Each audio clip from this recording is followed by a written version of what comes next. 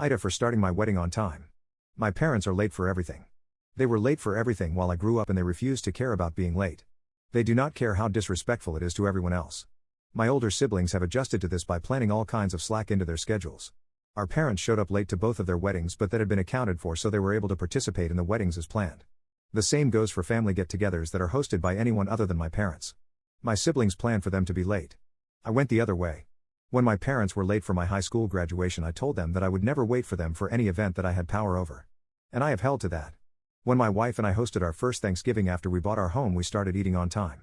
My parents showed up late after visiting with other family and were surprised to see us all laying around in tryptophan comas.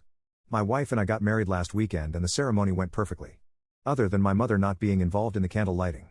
My older sister was my backup. My parents showed up 3/4 of the way through the ceremony and ended up sitting at the back of the church. They kept everything in during the receiving line and the formals. But they let me have it afterwards and before the reception. They were very disappointed that they did not get to participate in the ceremony and that they missed so much of it. I was ready for this.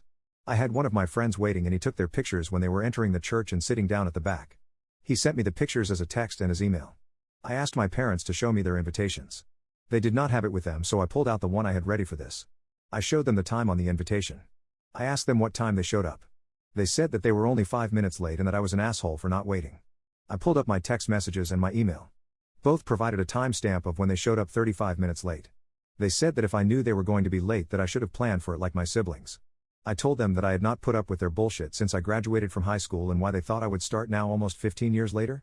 I told them that my siblings could coddle them all they wanted, but to enjoy their time with me they had better learn to be punctual. They said I was disrespectful and if I did not like their behavior that was entirely my problem. I agreed and said I would be handling all my time with them the exact same way.